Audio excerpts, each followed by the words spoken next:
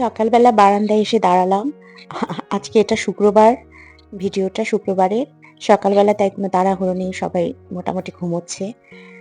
তো আমি উঠলাম, উঠে এই তো বারান্দায় একটু ঘোরাঘুরি করছি, গাছগুলো দেখছি। এই সিজনে এই গাছটাতে প্রচুর ফুল হয়। কিছুদিন পর অবশ্যই ফুলগুলো সবই ঝরে যাবে।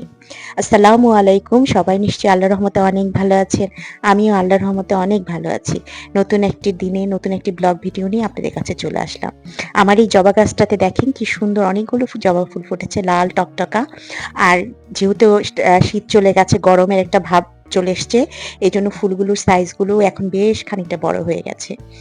এই জবা ফুলগুলো না, এই যে এখন গরম চলে এসছে না, এখন এই একদম সন্ধ্যাবেলা ঝরে পড়ে যাবে। সকালবেলা ফুটে থাকবে আর সন্ধ্যাবেলা একদম ঝরে যাবে। কিন্তু যখন শীত ছিল তখন কিন্তু ঝরে যেত না, তখন বেশ 2 দিন পর্যন্ত এই সেম অবস্থাতেই থাকতো ফুলগুলো।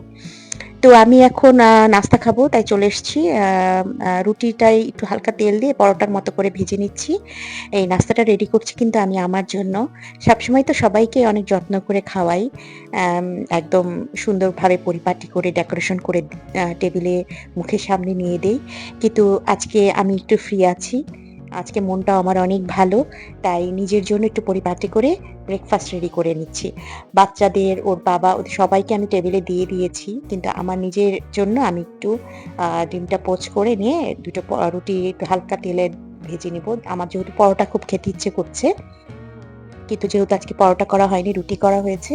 তাই রুটিটাকে একটু পরোটার মতো করার জন্য হালকা তেল দিয়ে ভেজে নিলাম। আর ডিম পোচ আর একটু কড়া করে কফি দিয়ে চা খাবো।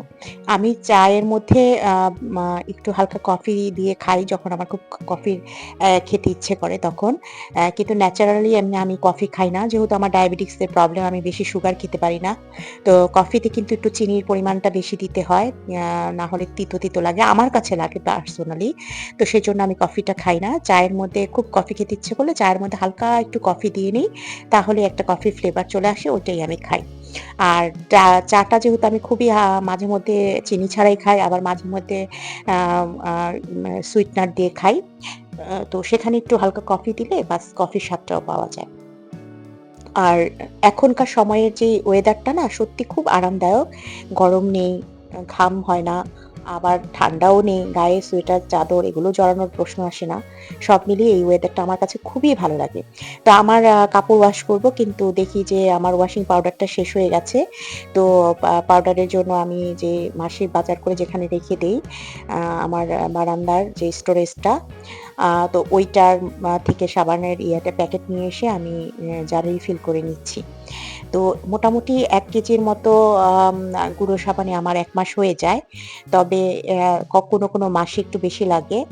যখন আমি কোনো মাসে আমি যখন বাসা ক্লিনিং এর কাজগুলো করি, যেমন পর্দা, লেপের কভার, এই যে এখন শীত চলে গেছে, লেপ উঠিয়ে দেওয়ার আগে লেপের কভারগুলো ওয়াশ করতে হবে।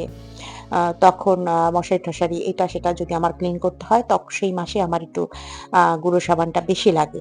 এছাড়া না হলে আমার ১ কেজি মোটামুটি গুঁড়ো সাবানে হয়ে যায়। হয়তো সামান্য কিছু শর্ট পড়ে, তো নতুন প্যাকেট খুললে ওইখান থেকে কিছু একটা ব্যবহার করে বাকিটা আমি উঠিয়ে দিই। তো আমার এই ডিব্বাটা দেখলাম যে অনেকটাই ময়লা হয়ে গেছে, তো সেটা একটু ক্লিন করে নিলাম। ধুলো যেহেতু এটা উপরে ওয়াশিং মেশিনের উপরেই আমি রেখে দেই, সবসময় হাতের নাগালে পাওয়ার জন্য। তো দেখা গেছে যে সেখানে একটু ধুলো ডাস্ট হয়। তো সেটার জন্য একটু ধুলোটা পড়ে গেছে। তো সেটা একটু ক্লিন করে পরিষ্কার পরিচ্ছন্ন করে রেখে দিলাম। যখনই হাতে যে কাজটা করেন সে কাজটা যদি সাথে, সাথে একটু পরিষ্কার পরিচ্ছন্ন করে ফেলা যায়, তাহলে কিন্তু আর খুব বেশি ময়লা কোথাও জমে যায় না। তো আমার লাউ শাক কেনা হয়েছিল কালকে। তো সেই লাউ শাকটাই আমি বেছে নিচ্ছি। তো একটা লাউ শাকের আটি আমার এক বেলায় আমি খেয়ে, মানে একদিনে খেয়ে আমি শেষ করতে পারি না। তো এই যে ২ ভাগ করেছি। ১ ভাগটা আমি ফ্রিজে প্যাকেট করে রাখবো। নেক্সট দিন বা তার পরের দিন খাবো। আর আজকে হলো আমি অর্ধেকটা রান্না করব। তো আমি লাউ শাকের মধ্যে সিম আর আলু দিয়ে একটা ভাজির মতো করে করবো আরকি। তো আজকে সকালে এছাড়া আমি মাছ রান্না করেছি, রুই মাছ, তারপরে মুরগি আছে। তো এখন ভাজিটা কেটে এটাই করে নিব। এই আজকের দুপুর আর রাতের মেনু। আমার বাসাতে সত্যি কথা বলতে মুরগিটা বেশি খাওয়া হয়। আমার ছেলে-মেয়ে উভয়ই মুরগি খায়। তো যার কারণে আসলে অত ঝামেলা করি না। মুরগিই করি যাতে খাওয়া হয়ে যায়। যাদের ছোট বাচ্চা আছে তারা নিশ্চয়ই বুঝবেন বিষয়টা যে মুরগি কিভাবে ফ্যামিলিতে প্রতিদিনের মেনু হয়ে যায়। আর মুরগি রান্না করতে, করতে এখন আমার এমন অবস্থা হয়েছে আমি কিন্তু মুরগি খাই না। খুব অনেকদিন পর যদি একটু ইচ্ছে হয় তখন রুটি দিয়ে একটু মুরগির ঝোল দিয়ে খাই আমি।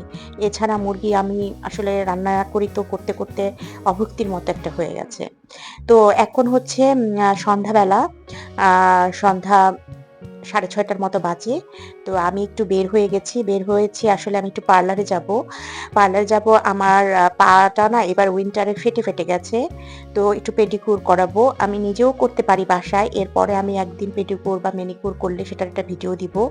কিন্তু যেহেতু ম্যাসাজের ব্যাপার আছে, পাটা ফেটে গেছে একটু ভালোমতো ঘষতেও হবে।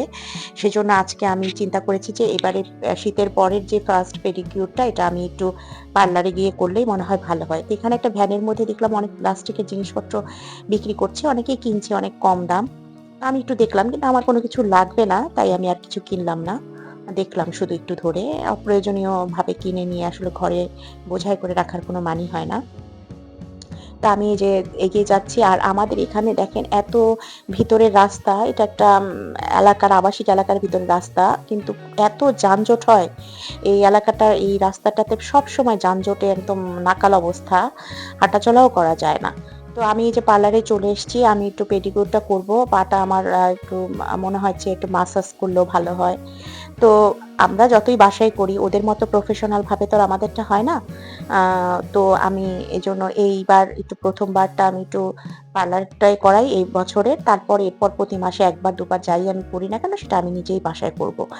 আর এখন তো পার্লারের কিটগুলা মার্কেটেও কিনতে পাওয়া যায়। কিনে এনে বাসায়ও করা যায়। তো আজকের ভিডিও এই পর্যন্তই। আপনারা সবাই ভালো থাকেন। আসসালামু আলাইকুম।